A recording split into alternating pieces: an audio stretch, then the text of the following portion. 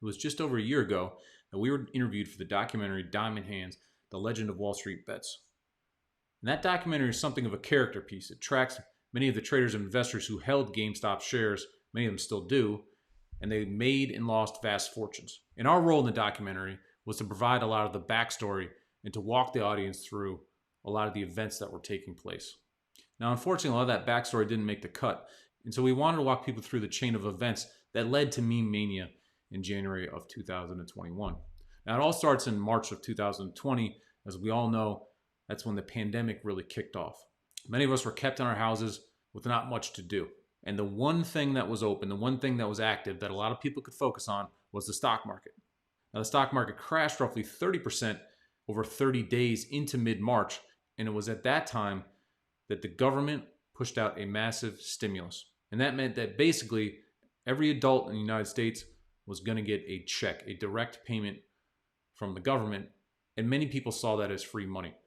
Now these payments became known as stimmies, and a lot of that stimulus money made its way directly into the stock market. And that's because of how convenient it had become to invest and trade in the stock market. Many people had mobile apps on platforms like Robinhood, who would obviously become a very central figure in this saga. It's also in March of 2020 that the stock market bottoms and starts to rip higher. So people receive their stimulus check and they can see every day that the stock market and many of their favorite stocks are going up and up and up. Now at this time, the WallStreetBets message board was quite a bit smaller than it is today.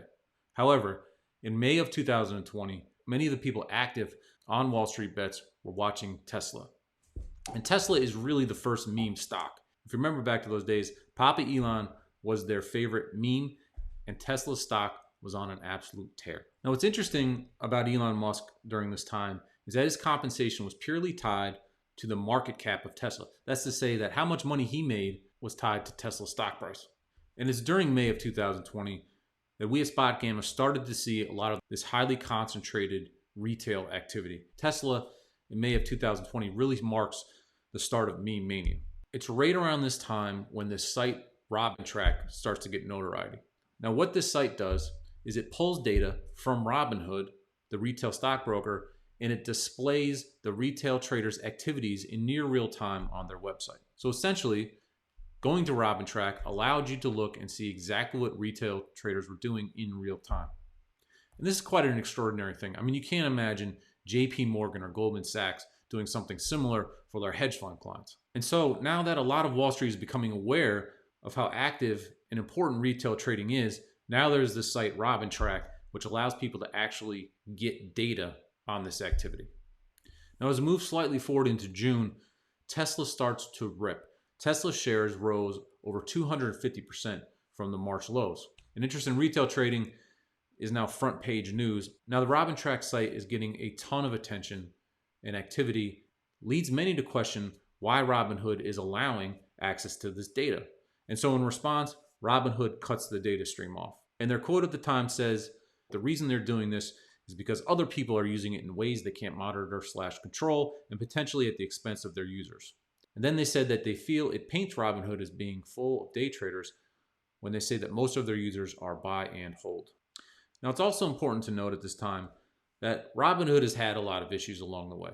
There's many stories of outages and showing incorrect balances and other occurrences that suggest that Robinhood is a bit, well, buggy, for lack of a better term. Now, if you're just running some software or a game service, you can argue that bugs are annoying, but they don't cause that much damage. However, in this case, when you're talking about people's life savings, there are much higher consequences. Now, what's fascinating is that the week after Robintrack is shut down, there are several articles out about Steve Cohen. Now, Steve Cohen, for those of you who don't know, is the founder of the hedge fund Point72 and is considered one of the most successful traders of all time, and he's worth billions of dollars.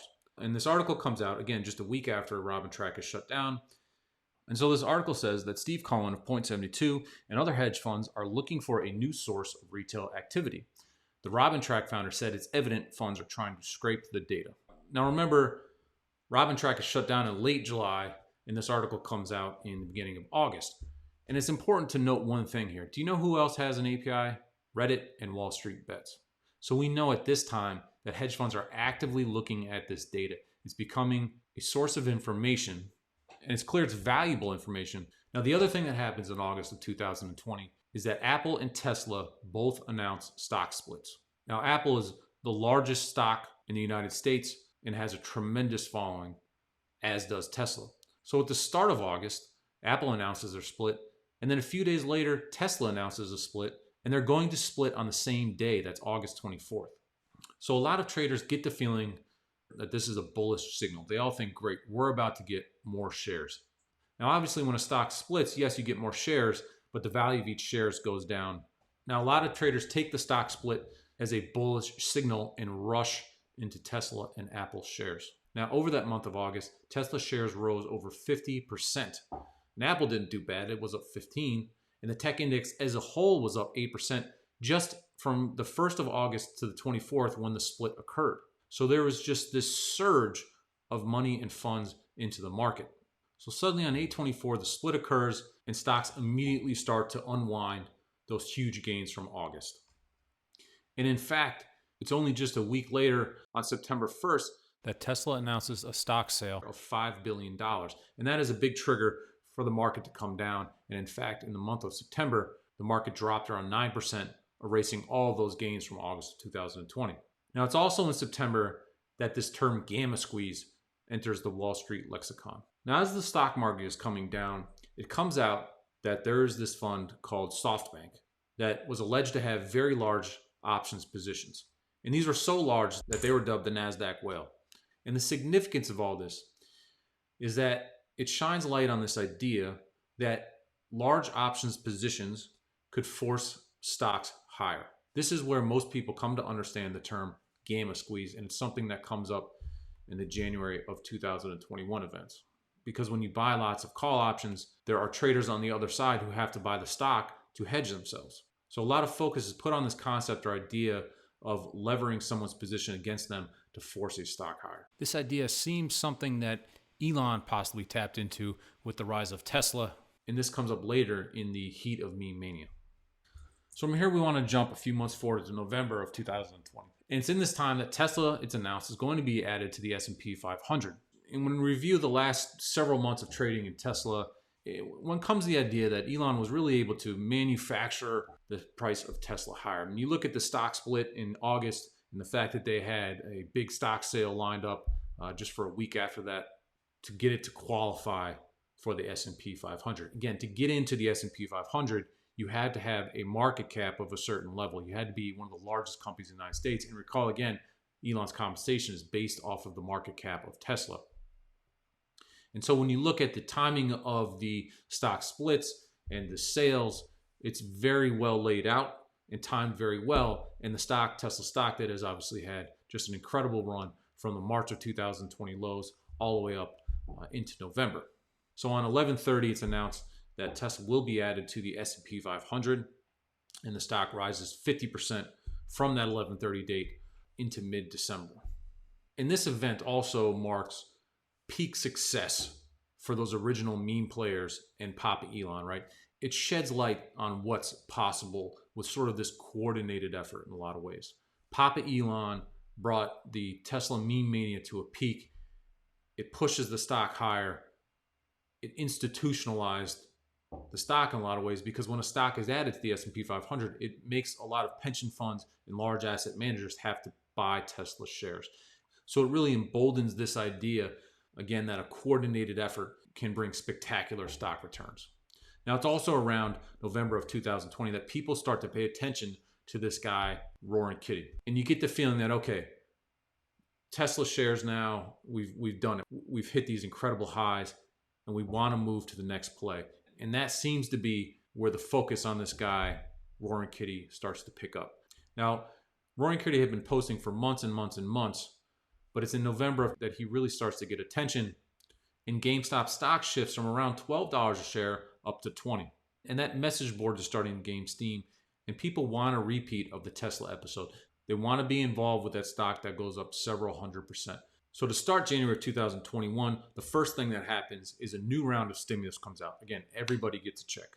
And it seems like a lot of that money starts to make its way into GameStop. Now, by mid-January, the stock went from around $15 to $20 all the way up to $40. So that's an incredible return just to start January before GameStop really grabs the world's attention. And the reason it jumps from roughly $15 to $40 a share is because it's announced that Ryan Cohen, who started Chewy.com, he's going to join the board of GameStop. And this is a signal to people that, look, this GameStop thing suddenly has real legs because Ryan Cohen's had a lot of success with Chewy. Maybe Ryan Cohen can upgrade this video game retailer into something bigger. Now from here, we all know where the story goes. GameStop stock goes wild. Everybody and their brother is commenting on social media. Melvin Capital goes down.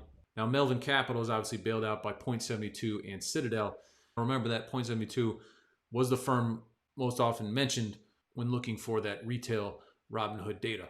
And the other thing that this squeeze most critically does is it causes a bunch of problems at Robinhood. In late January, at sort of the peak of meme mania, Robinhood shut off many of its users from being able to trade stocks like GameStop and AMC. And the reason that this happened was because it became apparent that there was liquidity issues at Robinhood. As anyone who trades knows, we all have a personal margin, right? There is an amount of risk that we are allowed to take as individual traders, and our broker more or less controls that. Now, what you may not know is that the brokerage house itself essentially has a margin rate as well. And what basically happened was Robinhood received a margin call from the clearing firms and regulators. And this lack of capital is the result of the fact that not just GameStop, but all these other stocks like AMC squeezed so hard, so fast, that it created a capital shortfall with a lot of Robinhood's accounts. In other words, they didn't have enough money to cover the squeeze. So by pausing the ability of users to trade these meme stocks, they were able to sort of reduce their risk. And then, of course, they went out and raised several $billions of capital from the likes of JP Morgan. And this leads us to two of our key points. So much of the talk was that a lot of the retail people involved in the GameStop saga just wanted to lash out at Wall Street. They wanted to gather together and come away victorious against Wall Street. And in a lot of ways, the takedown of Robinhood did just that, right? They broke a piece of Wall Street. And the second thing to note here is that it was clear to us that while retail gets a lot of the credit for the meme mania and the explosion in a lot of these stock prices, we analyzed the data at SpotGamma and we could see very clear fingerprints of large professional institutional trading that likely influenced prices to a great deal. In other words, hedge funds were likely involved with the squeeze just as much as retail. Now, we covered the actual trading events in close detail on our website, SpotGamma.com. So with that, we're going to end our recap of the events that led up to the meme mania and GameStop squeeze of January 2021. Now, if you're interested in looking into the details of what was traded in January of 2021 and the mechanics from a trading perspective of that stock rise, we were involved with a paper that was sent to the SEC. It was done in conjunction with Joshua Mitz, who is a professor at Columbia. And you can find that paper on our website at SpotGamma.com.